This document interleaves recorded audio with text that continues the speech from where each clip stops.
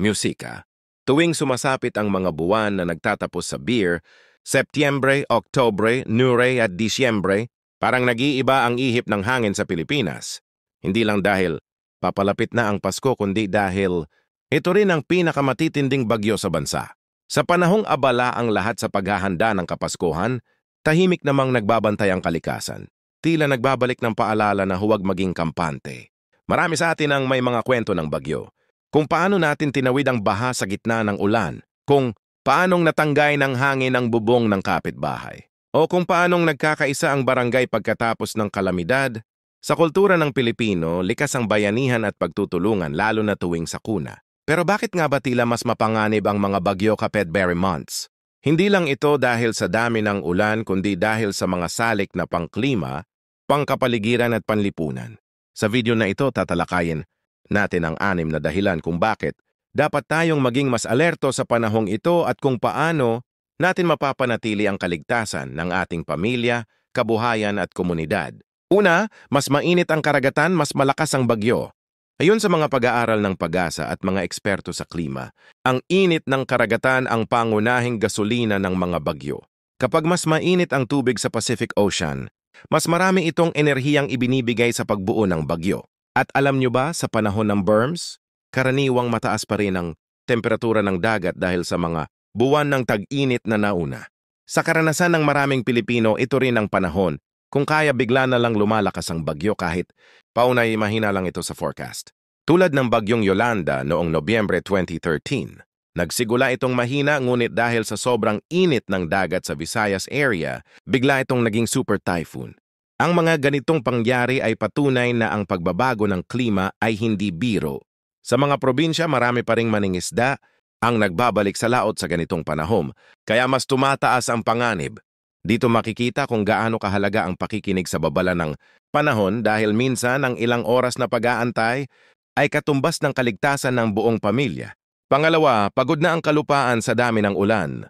Isa pang dahilan kung bakit mas mapanganib ang bagyo tuwing bare months ay dahil sa pagkapuno ng lupa sa ulan. Mula Huni hanggang Agosto, paulit-ulit na umuulan dahil sa habagat at iba pang bagyo. Kaya pagdating ng Setyembre, halos hindi na kayang sumipsip ng lupa ng karagdagang tubig. Kapag pumasok ang bagong bagyo, mas mabilis nang bumabaha at nagkakaroon ng landslide. Marami ng karanasan ang mga Pilipino dito, lalo na sa mga probinsyang nasa kabundukan tulad ng Benguet, Quezon at Eastern Samar. Isang karaniwang kwento ng mga residente. Kahit hindi kalakasan ng ulan, bigla na lang guguho ang lupa dahil sa sobrang lambot ng lupa mula sa mga naunang ulan. Ang sitwasyong ito ay parang babala na ang kalikasan ay may hangganan. Sa kabuuan, ang berms ay panahon ng pinagsamang ulan, hangin, pagod na lupa. Isang perpektong kombinasyon para sa mas malawak na pinsala. Kaya't ang paghahanda ay hindi dapat ginagawa lang kapag may bagyo na kundi dapat ginagawa na bago pa man dumating ang panahon ng panganib. Kung nanonood ka pa rin ng video na ito at nakakatulong sa iyo ang mga impormasyong ito, paki-comment ng numero 2 sa ibaba para malaman kung nandito ka. At kung hindi ka pa nakasubscribe, iniire-rekomenda kong mag-subscribe, ka-ani-on ng bell notification para hindi mo makaligtaan ang mga susunod na videos. Ang iyong suporta ay tumutulong sa amin na makagawa pa ng magagandang content para sa iyo. Ngayon, magpatuloy tayo. Pangatlo, mas maraming bagyong nabubuo sa Pasipiko. Ayon sa tala ng PAGASA at mga pag-aaral ng World Meteorological Organization WMO, higit sa kalahati ng mga bagyong bumabagsak sa Pilipinas ay nabubuo sa karagatang Pasipiko sa pagitan ng Setyembre at Disyembre. Sa panahong ito, aktibong-aktibo ang Intertropical Convergence Zone ITCZ, isang lugar kung saan nagtatagpo ang mainit na hangin mula sa Ecuador at malamig na hangin mula sa Hilaga. Ang may sagganan di mga hangin ito ay lumilika ng mga low pressure area na kapag lumakas ay nagiging tropical depression hanggang maging ganap na bagyo o super typhoon. Dahil nakapwesto ang Pilipinas sa typhoon belt ng Pachiipo, tayo ang unang nakararanas ng hagupit ng mga bagyong ito bago pa man silang lumihis patungong Japan, China o Vietnam. Napatunayan sa kasaysayan na sa panahong ito madalas ay sunod-sunod ang mga bagyo tulad noong 2009, nang sumalanta ang Ondoy at Pepeng na nagdulot ng malawakang pagbaha at libu-libong nawala ng tirahan. Ayon sa pag-aaral ng Asian Development Bank, umaabot sa bilyong piso ang nawawala sa ekonomiya ng bansa taong taon dahil sa pinsalang dulot ng mga bagyo. Ngunit sa kabila nito, laging namamayani ang katatagan ng mga Pilipino. Sa bawat paparating na unos, nakahanda ang mga pamilya sa pag-iimpake ng gubag. Ang mga kabataan ay tumutulong sa paglilinis ng bahay at ang mga komunidad ay nagkakaisa sa bayanihan. Gayunman, higit pa sa tapang, kailangan ang kaalaman at kahandaan. Ipinapayo ng mga eksperto na ang tamang impormasyon, maagang paglikas, at pakikipagtulungan sa lokal na awtoridad ay ang tunay na sandata upang makaligtas sa panganib ng mga bagyong dala ng BURMS. Pangapat, panahon ng Kapaskuhan. Mas maraming taong abala at hindi handa. Anong BURMS ay inaabangan ng bawat Pilipino? Panahon ng maagang Christmas songs, dekorasyon at walang katapusang handaan.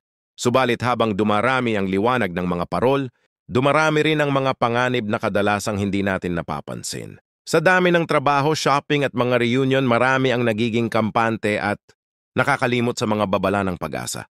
Ayon sa mga pag-aaral mula sa Philippine Institute for Development Studies, PIDS, tumataas ang antas ng kawalan kahandaan sa panahon ng Kapaskuhan dahil sa tinatawag nilang holiday complacency. Isang psychological na ugali kung saan mas inuuna ng tao ang kasiyahan kaysa sa paghanda laban sa kalamidad. Marami ng pagkakataon sa kasaysayan na napatunayan ito. Noong Disyembre 2011, sa kasagsagan ng bagyong Sendong sa Mindanao, maraming pamilya ang hindi nakalikas sa oras dahil hindi nila inakalang magiging malala ang ulan. Ayon sa ulat ng National Disaster Risk Reduction and Management Council, NDRMC, umabot sa mahigit 1,200 ang nasawi. Karamihan ay abala sa paghanda ng Noche Buena at ang ilan ay natutulog ng walang kamalay-malay na papalapit na ang matinding pagbaha. Ang trahedyang ito ay naging paalala na kahit sa panahon ng kasiyahan ng kalikasan ay hindi nagpapahinga. Sa mga panahong ito, dapat nating baguhin ang kulturang bahala na. Yung mga eksperto sa disaster psychology ay nagmungkahi na kailangang palitan ito ng handana. Simple lamang ang mga hakbang, siguraduhin may emergency kit, may kaalaman sa evacuation routes at nakikinig sa mga opisyal na abiso ng pamahalaan. Maging alerto rin sa mga senyales ng paparating na bagyo tulad ng biglang paglamig ng hangin, madilim na ulap at malakas na hangin sa gabi. Bilang mga Pilipino, likas sa atin ang kasiyahan, pagtutulungan at pananampalataya. Ngunit dapat din nating tandaan na ang tunay na diwa ng Pasko ay buhay at kaligtasan. Walang saysayang magarbong Noche Buena kung may kasamang pangamba. Ang pinakamagandang regalo sa sarili at sa pamilya ay ang katiyakang ligtas tayong lahat sa gitna ng anumang unos. Sa panahon ng Kapaskuhan habang sinisindihan natin ang mga ilaw, huwag nating kalimutang sindihan din ang ating kamalayan dahil ang handang Pilipino ay ligtas na Pilipino. Panglima, lumalakas ang hangin dahil sa amihan at bagyo. Tuwing Setyembre pataas, nagsisimula ng maramdaman ng buong bansa ang malamig na simoy ng amihan o hanging hilaga. Sa unang tingin, tila banyayat at nakakapreskong hangin lang ito. Ngunit ayon sa mga pag-aaral ng Pag-asa at DOS, ang amihan ay may kakayahang magpalakas ng daloy ng hangin sa itaas ng karagatan lalo na kapag ito ay nagsasalubong sa habagat o sa direksyon ng isang papalapit na bagyo. Kapag nagtagpo ang dalawang sistemang ito, nagkakaroon ng wind shear, isang biglaang pagbabago sa bilis at direksyon ng hangin na nagdudulot ng magulong lagay ng panahon. Malalakas na alon at posibleng pinsala sa kabundukan at baybayang dagat. Ayon sa mga meteorological research, sa pagitan ng Setyembre hanggang Disyembre, dumarami ang bagyong may lakas na lagpas, 120 km/h, dulot ng malamig na hangin mula sa hilaga at mainit na singaw sa karagatan ng Pasipiko. Ang kombinasyong ito ay parang pagsabog ng enerhiya sa kalangitan. Dahilan kung bakit ang mga bagyo sa mga BURMS ay kadalasang mas mapaminsala. Hindi lang ito basta ihip ng hangin. Ito ay isang sistematikong puwersa ng kalikasan na may siyentipikong paliwanag. Sa mga baybayang barangay tulad ng sa Bicol at Eastern Visayas, karaniwan ng gawain ng mga residente na alisin o patibayin ang bubong bago pa man dumating ang bagyo.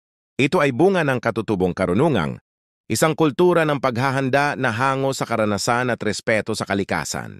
Sa mga pag-aaral ng disaster resilience, ang ganitong mga hakbang ay tinatawag na anticipatory adaptation. Isang uri ng pag-iingat na napatunayang nakakapagpababa ng pinsala sa buhay at kabuhayan. Kaya't habang lumalakas ang hangin dahil sa amihan at bagyo, mahalagang tandaan ang tunay na lakas ay hindi lang sa pagtiis ng unos, kundi sa maagang paghahanda at pagkilala sa ritmo ng kalikasan. Sa ganitong paraan, napapanatili nating ligtas, hindi lang ang ating mga tahanan, kundi pati ang ating karunungang bayan na patuloy na nagliligtas ng buhay. Pang-anim, pagbabago ng klima. Mas hindi na mahulaan ang panahon. Sa mga nakaraang taon, lalong nararamdaman ng bawat Pilipino ang matinding epekto ng climate change. Ano ba sa mga pag-aaral ng Intergovernmental Panel on Climate Change, IPCC, tumataas na ang average global temperature ng mahigit 1°. Selos mula noong panahon ng industrialisasyon na nagdudulot ng mas matinding init, ulan at bagyo. Sa Pilipinas, isa sa mga bansang pinakaapektado, nagiging mas hindi na mahulaan ang lagay ng panahon.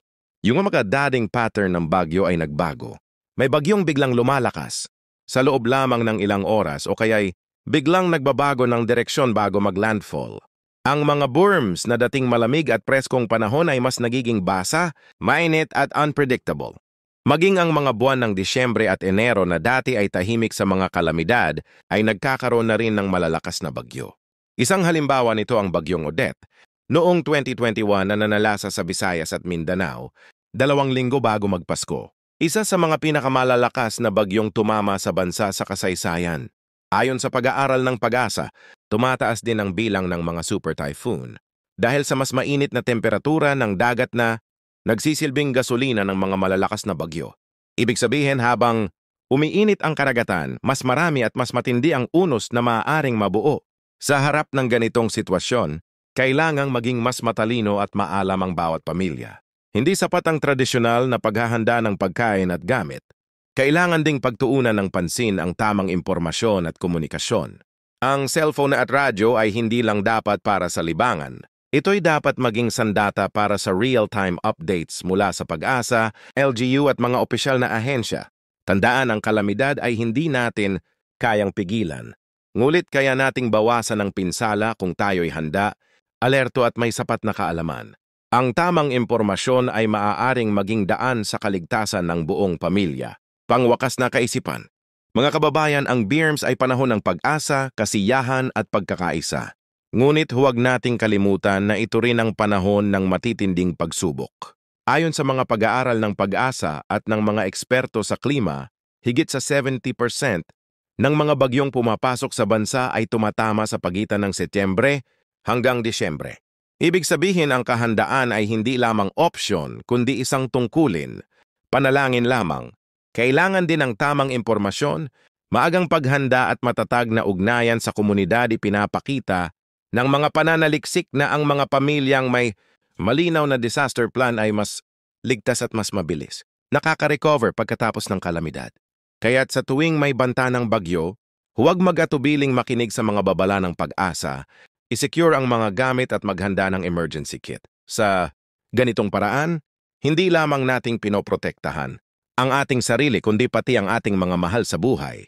Ang tunay na diwa ng Pasko ay hindi nasusukat sa dami ng dekorasyon o pagkain sa mesa kundi sa kaligtasan at kapayapaan ng bawat tahanan. Kaya ngayong BIRMS maging mapagmatyag, responsable at handa sa bawat unos. Sapagkat sa bawat bagyong nalalampasan natin, pinatutunayan natin ang tatag, malasakit at bayanihan ng Pilipino ay mas malakas pa kaysa sa anumang hangin o ulan. Kung nagustuhan mo ang video na